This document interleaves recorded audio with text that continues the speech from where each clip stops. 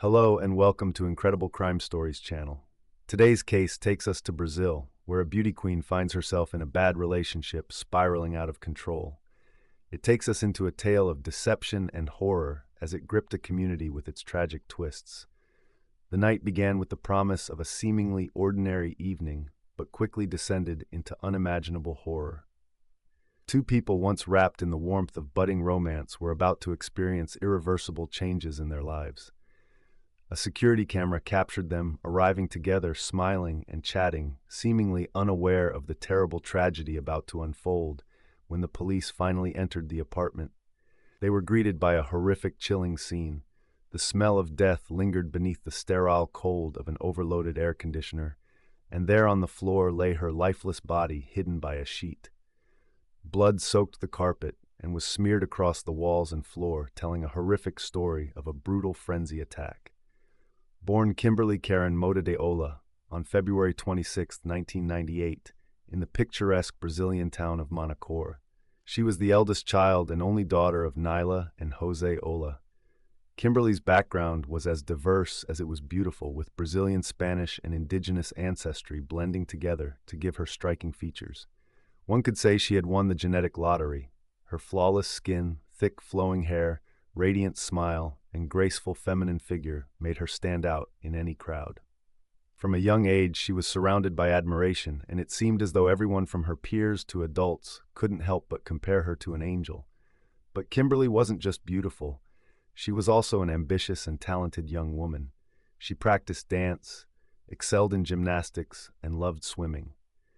Alongside these physical pursuits, she was a dedicated student, passionate about learning. Kimberly read a lot and attended the theater regularly, and even pursued foreign languages, showing an early curiosity about the world. Beyond her small town, it became clear from a young age that Kimberly was destined for something more, and her early involvement in beauty contests only seemed to confirm this. She began winning local titles, modeling, and clothing catalogs, and soon landed features in advertisements. Her striking looks and graceful poise in front of the camera made her a natural fit for the world of modeling. By high school, Kimberly had made a decision she would pursue a career in modeling. This wasn't entirely surprising, given that her mother Nyla had also been a local beauty queen in her youth, winning the prestigious Miss Manacor title. However, Nyla eventually set aside her modeling ambitions to focus on raising her children. For Kimberly, this legacy was both an inspiration and a challenge. She had inherited not only her mother's beauty, but also her drive. By 5, she was determined to take her ambitions even further. As Kimberly grew older, her star continued to rise. She participated in fashion shows, graced the covers of local magazines, and earned the title of the most beautiful girl in her hometown. By 2017, she reached the finals of the Miss Amazonas competition and was poised to try again with her sights set firmly on the Miss Brazil title. It wasn't hard to imagine her representing Brazil on the global stage, competing in renowned pageants like Miss or Miss Universe. However, Kimberly understood that beauty alone was not enough to achieve her lofty goals. She was acutely aware that high-level competitions evaluated not just physical appearance, but also intelligence, education, moral character, and community involvement. Beauty queens were expected to be role models with spotless reputations and lives free from scandal. Kimberly worked hard to embody these ideals, striving to present herself as the perfect candidate in every way. The pressure to maintain perfection, the scrutiny of the public eye, and the hidden dangers of obsession all paint a grim picture of the realities faced by those in the spotlight. In Kimberly's case, the attention she received was not just adoration, but a dangerous obsession that ultimately contributed to a tragic outcome. Unfortunately, beauty can be both a blessing and a burden. Kimberly was highly active on social media, where she shared more than just her captivating looks. She used her platform to promote a healthy lifestyle, often posting about sports, fitness, and proper nutrition. Her online presence was not merely an exhibition of beauty, but a genuine attempt to inspire others, particularly young women, to take better care of themselves. Through motivational posts, she emphasized the importance of self-care, discipline, and perseverance, encouraging her growing group of followers to embrace a healthier and more confident version of themselves. By 2019, Kimberly had amassed tens of thousands of followers on her social media accounts, a testament to her influence. She didn't just want to be another model, she aspired to be a role model, a figure others could look up to, in addition to her health-focused posts. Kimberly allowed her followers a glimpse into her personal life. She shared behind-the-scenes moments from her photo shoots and candid interactions with friends and family. Her approachable and engaging personality made her more relatable to her fans. This authenticity, combined with her natural beauty, only boosted her popularity. Kimberly would regularly engage with her followers, answering questions, sharing advice, and keeping the tone of her page lighthearted yet informative. She was determined to use her platform responsibly, knowing that many young women looked up to her for guidance and inspiration. At just 19, Kimberly's ambitions stretched small. Beyond modeling, she made the life-changing decision to pursue higher education, with dreams of becoming a dentist, determined to balance her passions with academics. She enrolled in medical school and moved to Manaus, the bustling capital of Amazonas, the city of vibrant contrast to her small, serene hometown. It was not only the largest in the region, but also home to her maternal uncle Henry, with whom she decided to live. Passing her entrance exams and securing her spot at the university, Kimberly seemed to have the world at her feet. The transition to Manaus, though drastic, didn't faze her. She quickly adapted to the fast pace of city life, made new friends, and continued to balance her studies with her love for fitness and modeling. With everything falling into place, her future seemed bright and full of potential, but beneath the surface of this seemingly perfect life, danger was slowly creeping in. An unexpected and menacing force that Kimberly could not have anticipated. In the fall of 2019, Kimberly went out for a night of fun with a close friend at a popular club in Manaus. Amid the pulsating music and lively crowd, a man approached her, introducing himself as Rafael Fernandez Rodriguez. He was handsome, well-dressed, and seemed harmless enough, offering to buy Kimberly a drink. Rafael attempted to strike up a conversation. However, Kimberly, being well-versed in handling the attention her beauty often attracted, politely declined, explaining that she was with her friend and didn't need anything. Rafael, appearing unfazed, apologized and walked away. Yet what seemed like a chance encounter was anything but. It was a calculated move on Rafael's part. Unbeknownst to Kimberly, Rafael had been following her social media for nearly a year, silently observing her life from a distance. The 31-year-old corporate lawyer, recently divorced, had become obsessed with the idea of being with her, and he meticulously studied her posts, learning about her interests, her routines, and her move to Manaus. Determined to pursue her, Rafael relocated to the city as well, securing a high-paying job and renting an upscale apartment in one of the city's most exclusive neighborhoods. His brief encounter with Kimberly at the club wasn't an accident. It was the culmination of months of planning. After their failed interaction at the nightclub, Rafael escalated his efforts. He began bombarding Kimberly with messages on social media, complimenting her, inviting her out, and flooding her posts with likes and comments. However, Kimberly, accustomed to the attention of numerous admirers, dismissed him as just another overly eager fan. Rafael's messages went unanswered, but his determination only grew.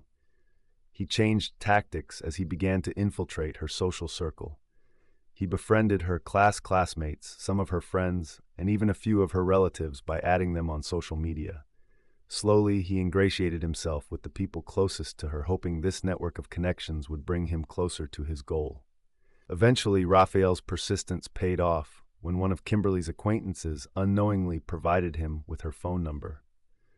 Armed with this new level of access, Rafael intensified his obsession, messaging Kimberly directly and pushing for in-person meetings. He learned even more about her life, where she spent her free time, the kind of music she liked, and her daily routines. He even attended some of the outdoor fitness sessions Kimberly led, blending into the crowd and waiting for an opportunity to get closer. During one of these sessions, Rafael finally caught Kimberly's attention, though not in the way he had hoped. His presence felt unsettling, his persistence more disturbing than flattering. Rafael's obsession was growing darker and more calculated by the day. What started as admiration had now morphed into a perilous fixation. and Kimberly was at the center of it all, unaware of the storm brewing around her. After weeks of exchanging messages and calls, Kimberly and Raphael finally meet in person, marking what appeared to be the beginning of a natural blossoming romance. Raphael had been careful, strategic, and patient in his pursuit of her, using his charm and attentiveness to gradually win her over, despite the nearly 10-year age gap between them. They developed a comfortable friendship, and Raphael was thoughtful, always ensuring Kimberly knew he was thinking about her without overwhelming her with affection. His calculated approach worked like a charm, and by March 2020, they publicly declared their relationship, and Kimberly felt optimistic about what seemed like a promising partnership. However, it didn't take long for Raphael's true colors to emerge. The charming man she had grown fond of began to reveal a darker, controlling side. What had initially seemed like genuine care and attention quickly morphed into something suffocating. Raphael's interest in Kimberly turned into an obsession with him, demanding to know every detail of her daily life. At first, Kimberly found his jealousy mildly amusing, thinking it was simply his way of showing how much he cared. She had never experienced this level of possessiveness before, and being fiercely independent, she brushed it off as harmless at first, but Raphael's behavior escalated rapidly. His constant need to monitor her whereabouts became intrusive and oppressive. He wanted to control what she did, who she was with, and even how she interacted with people online. He scrutinized her social media activity, dictating what photos she could post, which comments she was allowed to reply to, and even when she could go live on her platforms. Kimberly's independence was being chipped away, and what once felt like a playful relationship began to suffocate her. As Raphael's obsession grew, so did his demands. Soon, Kimberly found herself in a toxic situation where she couldn't make even the smallest decision without his input or approval. Whenever she tried to assert her autonomy and set boundaries, Raphael would brush them aside, insisting that he only acted out of love. The situation worsened with each passing week, as arguments erupted frequently, and Kimberly, who had never been in such a controlling relationship, was overwhelmed. Yet, after every fight, Raphael would apologize profusely, pulling out all the stops to win her back. He would take her to expensive restaurants, surprise her with extravagant gifts, and cover her with attention, convincing her that his overbearing actions came from a place of deep love. But behind the romantic gestures, his controlling behavior grew more sinister, as Kimberly confided in her closest friends, admitting how suffocating the relationship had become. She shared how Raphael wouldn't allow her to talk to male classmates at university, how he'd take her phone without permission to inspect her calls and messages, and how every disagreement ended in an explosive argument. As these confrontations became more heated, Kimberly began to fear Raphael's unpredictability. She was starting to feel trapped, and Kimberly's friends became concerned for her well-being. They encouraged her to confront Raphael, or better yet, leave him before the situation escalated into something even more dangerous. Kimberly, too, realized that her once bright and promising future was being clouded by the oppressive weight of this toxic relationship. She had dreams, big dreams, a thriving modeling career, international travel photo shoots with world-renowned photographers, and the completion of her university studies. None of these actions fit into the narrow, controlled life Raphael wanted for her. She could see the stark contrast between her desires and the future Raphael envisioned, and she knew she couldn't sacrifice her ambitions for the sake of a relationship that had turned into a power struggle. By May 2020, after enduring 2 draining months of Raphael's increasingly controlling behavior, Kimberly made the difficult decision to end the relationship, but knowing Raphael's volatile nature, she hesitated, as she feared that a breakup would provoke an extreme reaction. She bided her time, waiting for the right moment, but the situation had become unbearable, and she could no longer delay the inevitable. On May 10th, which happened to be Mother's Day in Brazil, Kimberly found herself at an emotional crossroads. The COVID-19 pandemic had made it impossible for her to travel back to her hometown and spend the day with her mother Nyla, who was battling cancer and undergoing treatment in the hospital. Kimberly posted a touching photo of the two of them on social media, accompanied by a heartfelt caption expressing her love and gratitude for her mother. It was a bittersweet day for her. While she longed to be with her family, she was also mentally preparing herself to confront Raphael and end their relationship that very night. Later that day, Kimberly went for a jog in a nearby park with a small group of friends, including Raphael. To the casual observer, everything appeared normal. She and Raphael seemed to be getting along well, and there was no outward sign of tension between them. Only her closest friend knew the truth, that Kimberly had already made up her mind to break up with Raphael later that evening. She had finally reached the breaking point, realizing that her relationship with him was not only toxic, but potentially dangerous, and she could no longer ignore the warning signs or delay the inevitable conversation. She was ready to reclaim her independence and her future, even if it meant facing Raphael's wrath. That night would mark a tragic turning point in Kimberly's life, one that no one could have predicted. What should have been a moment of liberation became the catalyst for something far darker and more devastating than anyone could have imagined. At noon on May 10th, Kimberly called her Uncle Henry to inform him that she would be spending the day with her best friend, Gabriella. She sounded upbeat, casually reassuring him that she would be home later that night to sleep. Kimberly mentioned that she had forgotten her keys and asked Henry to leave the front door unlocked. Trusting his niece, Henry agreed without a second thought, and he left the door unlocked and went to bed fully expecting Kimberly to return by midnight. She had promised, and Kimberly had always been reliable, and there was no reason to doubt that she would keep her word. Meanwhile, at Gabriella's house, Kimberly was rehearsing how she would break the news to Raphael that she wanted to end their relationship. She spent hours carefully considering her words, determined to handle the conversation delicately to avoid angering him. Raphael had become increasingly unpredictable, and Kimberly was well aware that this conversation would not be easy. Still, she felt it was time to free herself from the toxic relationship.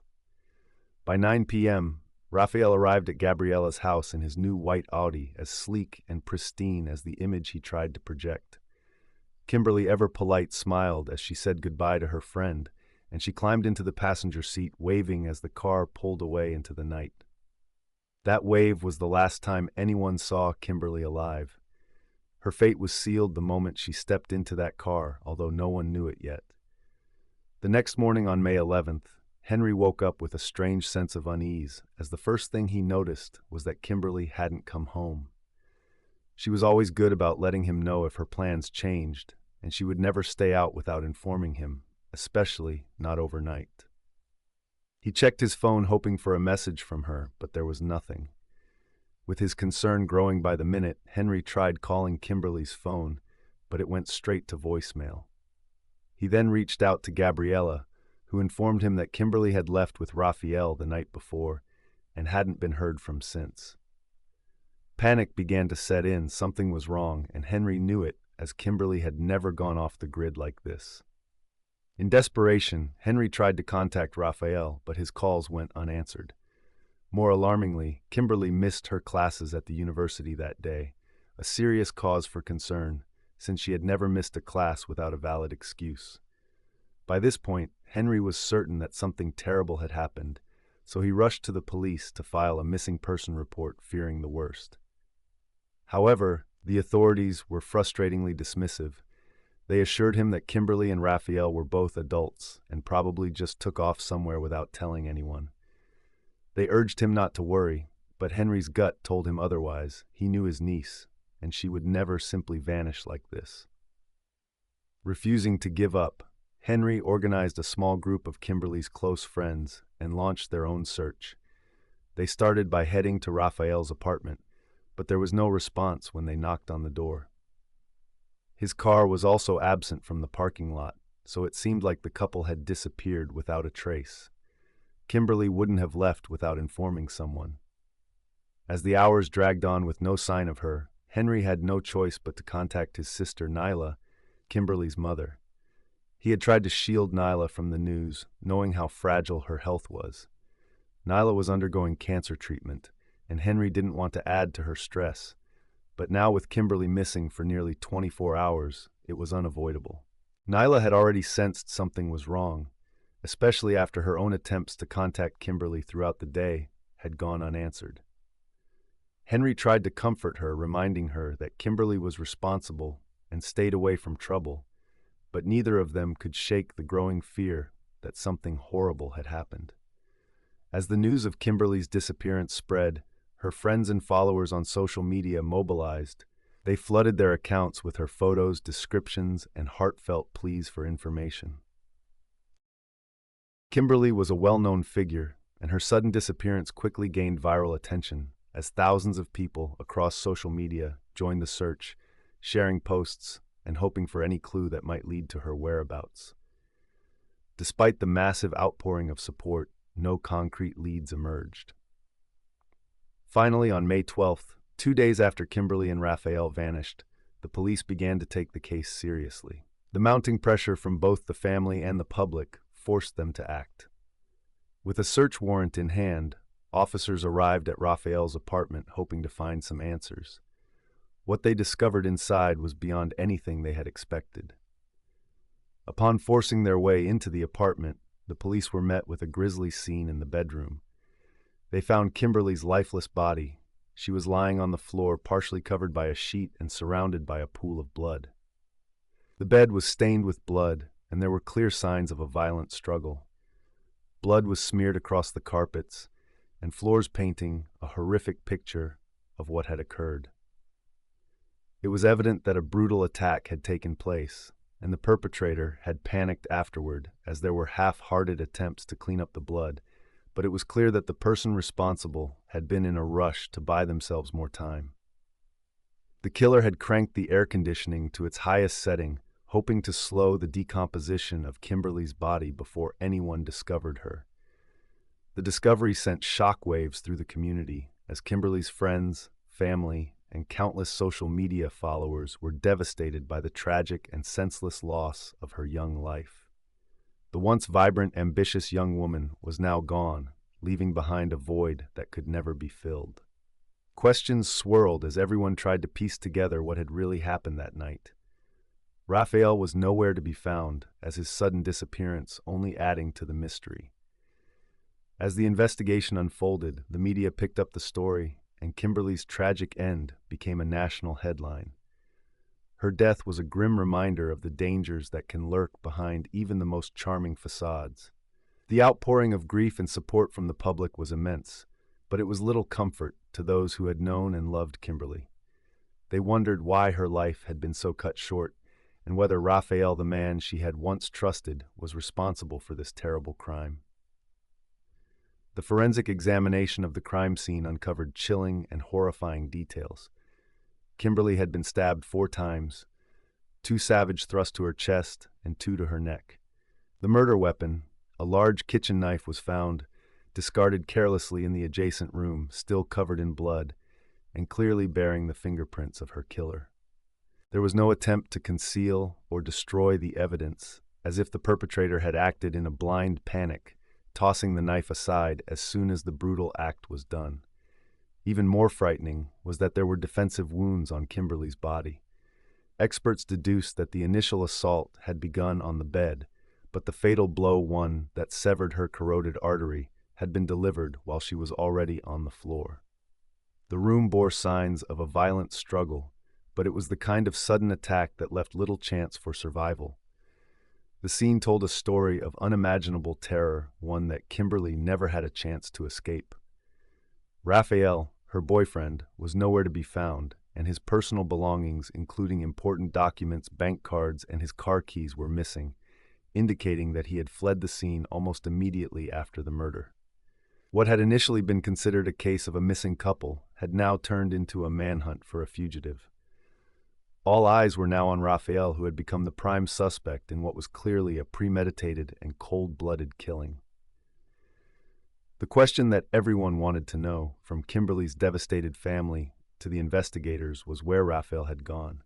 Was he still in the country, or had he already managed to slip across a border, vanishing into thin air? The forensic evidence left no doubt that Raphael was responsible for Kimberly's murder. His fingerprints on the knife, the absence of any other suspects at the crime scene, and his sudden disappearance all pointed squarely at him. Law enforcement agencies across the country were put on high alert. Social media played a crucial role with warnings and updates flooding platforms, urging citizens to report any sightings of Raphael or his distinctive white Audi. It was a race against time. Every second counted in the search for the man who had committed such a heinous crime. The investigators knew that Raphael was dangerous and likely desperate, and they treated every report and tip from the public with urgency. The break in the case came on May 13th, just 2 days after Kimberly's body had been discovered as a white Audi, matching the description of Raphael's car, was found wrecked in a ditch along a rural road in the neighboring state of Para. Traffic camera footage later revealed that Raphael had been driving recklessly, fleeing the city at dangerous speeds before losing control of the vehicle. The car had flipped over and skidded off the road to the Stroth, landing in the ditch. However, when authorities arrived at the crash site, Raphael was nowhere to be found. There was blood in the car indicating that he had been injured, but the fugitive had vanished into the surrounding countryside. It was unclear whether he was severely hurt or had managed to limp away, but one thing was certain: Raphael was still on the run. As more information trickled in, it became apparent that Raphael had not gotten far after the crash. He had been picked up by a passing motorist who, unaware of the situation, had driven him to a nearby town there. Raphael hired a taxi to take him to the nearest bank, where he withdrew almost all of the money from his account. He then used the same taxi to drive him to Boa Vista, a border town close to Venezuela. His plan was clear. He intended to cross the border on foot, evading capture and disappearing into another country. However, his escape attempt was thwarted by an unforeseen obstacle: the COVID-19 pandemic. Due to strict border controls in place because of the virus, Raphael was turned away when he tried to slip into Venezuela. His plan, which had seemed foolproof, had failed. He now was desperate, and with limited options, Raphael didn't return to Boa Vista to blend into the bustling town, which had a population of nearly 300,000 people. Instead, he made a fateful decision to hide in the dense forested areas surrounding the town, and he found refuge in a small camouflaged hut deep in the jungle, far from the eyes of the authorities. For several days he remained there, hoping that the police would give up their search, allowing him time to plan his next move. But the law enforcement officers weren't about to give up, and with the authorities working tirelessly, eventually tracked Raphael to his hideout. After days of combing through the dense forest, they stumbled upon the camouflaged hut where Raphael was taking shelter. But the arrest wasn't as straightforward as they had hoped. As the officers approached the hut, they were suddenly ambushed by a group of men wielding machetes. It turned out that Raphael had paid local residents to act as his bodyguards using the money he had withdrawn from the bank. These men, unaware of the full extent of Raphael's crimes, had been swayed by his generosity and agreed to protect him. The situation could have turned deadly, but the police, experienced in dealing with tense confrontations, quickly diffused the situation as they calmly explained to the locals that they were harboring a wanted criminal and that the consequences for aiding him would be severe. Realizing the gravity of the situation, the men backed down, leaving Raphael to face the law on his own. In a dramatic final act, Raphael was taken into custody without further violence. The capture brought an end to a tense manhunt, but for Kimberly's family and friends, the nightmare was far from over. As Raphael was escorted away in handcuffs, the weight of what he had done hung heavy in the air.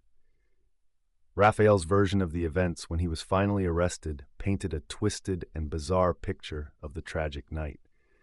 The evidence stacked against him was overwhelming, leaving him with little to no room for denial. Surveillance footage captured Kimberly entering his car, arriving at his apartment, and showed Raphael leaving the building alone hours later.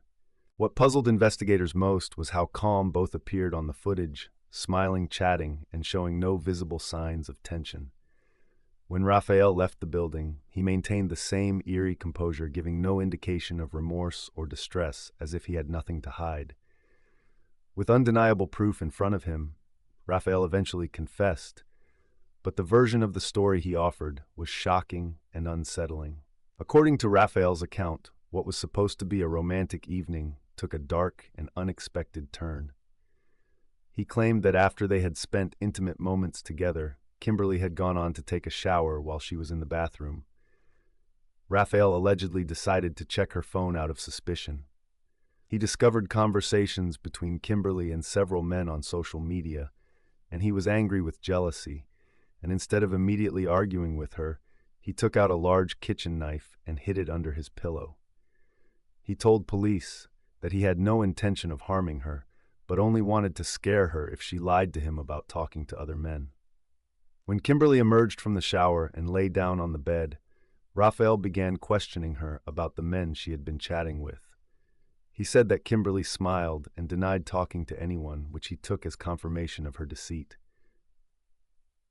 In a fit of uncontrollable rage, Raphael claimed he stabbed her twice in the chest, and as Kimberly was completely unprepared for the attack, fell from the bed to the floor. That's when Raphael delivered 2 more brutal blows to her neck, severing her carotid artery. According to him, as soon as the act was done, he was consumed with regret, but saw no way to undo the horror he had unleashed. He then attempted to clean the scene, but realized it was hopeless, with no way of moving her body without drawing suspicion. He covered Kimberly with a sheet and turned the air conditioner on high to slow decomposition before fleeing the scene, hoping to buy himself some time. However, this version of events was challenged by multiple witness testimonies, including Kimberly's best friend, Gabriella. She painted a completely different picture of what had happened. She testified that Kimberly had spent weeks preparing to break up with Raphael, whose increasing volatility and emotional instability had become unbearable, according to Gabriella. Kimberly had rehearsed the conversation over and over again, carefully planning how to navigate Raphael's dangerous temper without provoking him. Gabriella insisted there was no chance Kimberly had been intimate with Raphael that night, as her decision to end their relationship was final. She further added that Kimberly would never have made light of any conversation with other men, knowing full well how unpredictable Raphael's anger could be. Adding to the weight of this testimony was Raphael's ex-wife, who recounted chilling details of her own experiences with him. She described him as a cruel and controlling man who had exhibited violent tendencies throughout their marriage. She said that his fits of rage were a constant presence in their home, which had led to the dissolution of their marriage. Her testimony painted Raphael as a man who had long been a danger to those around him, lending credibility to the belief that Kimberly's murder was not a result of sudden rage, but part of a pattern of violent behavior. The only person who continued to defend Raphael was his mother Fatima, as she refused to believe that her son could be responsible for such a heinous act. She insisted that he was a good man who had been driven to violence by the women in his life. Fatima blamed Kimberly Raphael's ex-wife and anyone else who had ever crossed paths with her son, claiming they had all pushed him to sin. She clung to the belief that Raphael had simply been pushed too far and was incapable of such cruelty on his own. The trial, which should have brought justice to Kimberly's grieving family, instead dealt a devastating blow to the weight of their grief and was compounded on the very day the sentence was handed down. Kimberly's mother, Nyla, who had been battling cancer, passed away just hours after hearing the verdict. Despite her illness, Nyla had attended every day of the trial through video call from her hospital bed, but the stress, grief, and anguish of losing her daughter, combined with the trial's unsatisfactory conclusion, proved too much for her already weakened body. Raphael's defense team employed a strategy of temporary insanity, drawing out the legal proceedings with requests for psychiatric evaluations, but despite their attempts, the court found Raphael mentally fit to stand trial. The trial, which began in October 2021, over a year after Kimberly's murder, had the promise of delivering justice. However, the outcome left Kimberly's family heartbroken. Despite overwhelming evidence that the crime was premeditated, Raphael was sentenced to just 14 years in prison, a sentence later reduced to 13. His defense of acting in a fit of rage spared him a life sentence, a legal maneuver that left many feeling that the justice system had failed. Meanwhile, Rafael's family was also shattered by the ordeal. His father, unable to cope with the shame and guilt of raising a son who had committed such an atrocity, took his own life just weeks before the trial began. He stepped in front of a moving train, and while his wife insisted it had been an accident, surveillance footage showed that it had been a deliberate act. His death further deepened the tragedy of the Rodriguez family, leaving Fatima to cling to the belief that her son was innocent, a victim of circumstance rather than a cold-blooded killer. Thanks for watching this intriguing crime story, and if you enjoyed it, please like, comment, or subscribe. Until the next one.